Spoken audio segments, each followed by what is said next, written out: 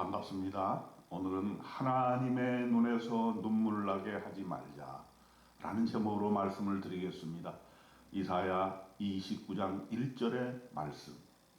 슬프다 아리엘이여, 아리엘이여, 다윗이 지은 성읍이여, 해마다 절기가 돌아오려니와 내가 아리엘을 괴롭히리니 그가 슬퍼하고 애곡하며 내게 아리엘과 같이 되리라.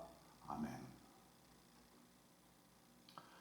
이사야 29장은 이스라엘을 향한 하나님의 마음을 담은 장입니다. 우리가 하나님을 슬프게 할 수 있다는 거예요. 하나님의 눈물에 우리가 마음 아파해야 된다는 것이죠. 여러분 1절 보세요. 슬프다 아리엘이여. 아리엘은 뭘 얘기합니까? 이스라엘의 별명입니다. 이스라엘이 망해가고 있는데 하나님께서 마음이 너무나 아픈 거예요. 이스라엘이 망하는 것은 하나님의 허락이 있었기 때문이죠. 왜? 이스라엘이 잘못된 길로 가는 것을 하나님은 거저 둘 수가 없었기 때문에 하나님께서 하나님의 손으로 채찍을 드시고 이스라엘을 치신 것입니다. 아리엘이여, 다윗이 지은 성읍이여, 해마다 절기가 돌아오려니여 내가 아리엘을 괴롭게 하리니. 아리엘을 괴롭게 한다. 이스라엘을 괴롭게 한다. 예루살렘을 괴롭게 한다는 것입니다. 그래서 아리엘은 슬퍼하고 애곡하며 낙담할 수밖에 없게 되는 것입니다. 그렇게 되니까 이스라엘은 어떤 상태가 되었습니까? 3절부터 보세요. 내가 너를 사면으로 둘러 진치며 너를 애워 대를 쌓아 너를 치리니 네가 낮아져서 땅에서 말하며 네 말소리가 나직이 티끌에서 날 것이라. 네 목소리가 신접한 자의 목소리같이 땅에서 나며 네 말소리가 티끌에서 짖거리라. 마치 우리의 영적 상태를 말해주고 있는 것 같지 않습니까? 이스라엘에 대해서 얘기하고 있는 거, 실제로 이스라엘의 역사 속에서 유대가 멸망하는 장면을 우리가 여기서 볼 수가 있는 것입니다. 적들이 사면으로 진을 쳤습니다. 예루살렘 성을 함락하기 위해서 그냥 함락이 안 되니까 예루살렘 성을 에워싸가지고 대를 쌓아서 예루살렘을 무너뜨리고 함락을 시키는 장면을 여기서 보여주고 있고, 그렇게 되니까 이스라엘은 낮아져서 땅에서 말할 수밖에 없고 말소리가 나직이 티끌에서 날 것이고 네 목소리가 신접한 자의 목소리같이 땅에서 나고 네 말소리가 티끌에서 짖거리라. 참으로 놀라운 표현입니다. 이스라엘의 신세가 신접한 자의 목소리처럼 티끌에서 짖거리게 된다는 것입니다. 여러분, 이스라엘이 하나님을 떠나고 우상을 섬기게 되면서 이스라엘 자체가 신접한 자처럼 돼버렸다는 거예요. 너무나 섬뜩한 얘기 아니겠습니까? 근데 하나님께서는 이스라엘의 이런 상태를 채찍만 드신 것이지 영원히 멸망케 하지는 아니하실 것입니다. 아수르, 바벨론, 애굽, 또 주변의 나라들, 어떤 나라든지 하나님의 선택한 백성 이스라엘을 치는 나라가 결국에는 그 용도가 다했을 때 하나님으로부터 심판을 받게 되는 것입니다. 그럴지라도 5절에 얘기합니다. 그럴지라도 이스라엘이 그렇게 매를 맞는다 할지라도 그러나 네 대적의 무리는 세미한 티끌 같겠고 강포한 자의 무리는 날려가는 겨 같으니 이 일이 순식간에 갑자기 일어날 것이라.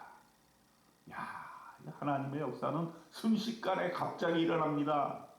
우리에게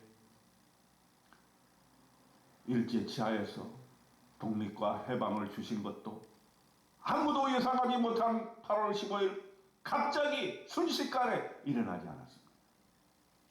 저는 남북의 통일도 그렇게 일어나려고 봅니다. 아무도 예상하지 못하고 아무도 남북의 대화가 없고 갈 길이 멀고 이제 완전히 두 국가가 되는 것이 아니냐라고 낙마하고 있을 때 하나님께서 순식간에 갑자기 남북 통일이 일어나게 될 것입니다. 만군의 여호와께서 우레와 지진과 큰 소리와 회오리 바람과 폭풍과 맹렬한 불꽃으로 그들을 징발할 것인지, 아리엘을 치는 열방의 무리 곧 아리엘과 그 요새를 쳐서 그를 공고하게 하는 모든 자는 꿈같이 밤의 환상같이 되리니, 줄인 자가 꿈에 먹었을지라도 깨면 그 속은 여전히 비고, 목마른 자가 꿈에 마셨을지라도 깨면 곤비하며 그 속에 갈증이 있는 것 같이 시온산을 치는 열방의 무리가 그와 같으리라. 여러분을 괴롭히는 자가 있습니까? 비록 여러분들이 하나님의 칭찬을 받아서 어려움에 있고 또 무너지고 실패하고 좌절하게 될지라도 여러분은 결코 완전하게 넘어지지 아니할 것은 하나님께서 여러분을 대적하는 자들을 물리쳐 주실 것이기 때문입니다.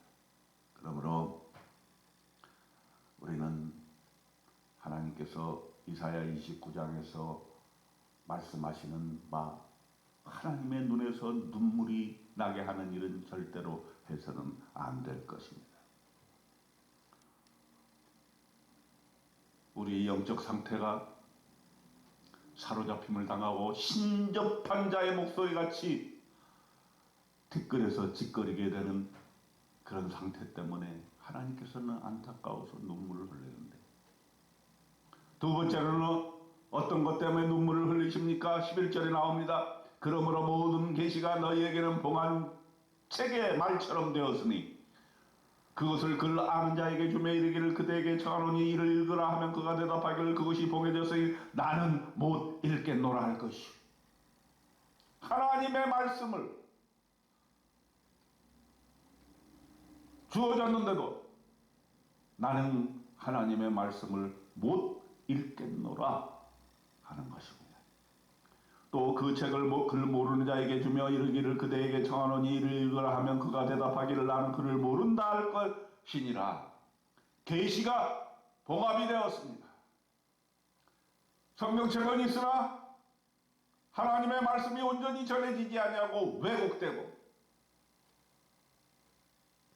하나님의 말씀을 읽지 아니하고 읽으나 순종하지 아니하고 그것이 우리의 실생활에 적용되지 아니할 때 하나님께서 참으로 슬퍼하는 거죠.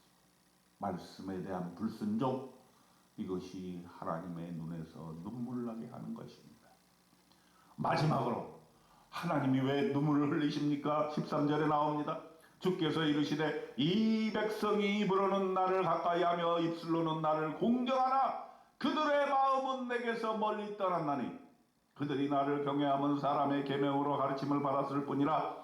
그러므로 내가 이 백성 중에 기이한 일 곧 기이하고 가장 기이한 일을 다시 행하리니 그들 중에서 지혜자의 지혜가 없어지고 명철자의 총명이 가려지리라.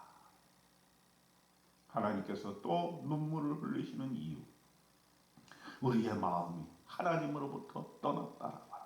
겉으로는 예배도 드리고 겉으로는 성경 말씀도 있고 겉으로는 전도하는 것 같지만은 그들의 마음이 내게서 멀리 떠났다고 하나님께서는 슬퍼하고 눈물을 흘리시는 것입니다. 그리고 그들이 나를 경외하면 사람의 계명으로 가르침을 받았다. 하나님의 말씀으로 가르침을 받지 아니하고 사람의 얘기에 너무 왜곡되고 그릇된 가르침을 받았다라고 하는 것입니다. 그러므로 백성 중에는 지혜자가 없어지고 명철자의 총명이 가려지게 되는 것입니다. 여러분, 하나님의 눈에서 눈물 나게 하지 맙시다. 주님의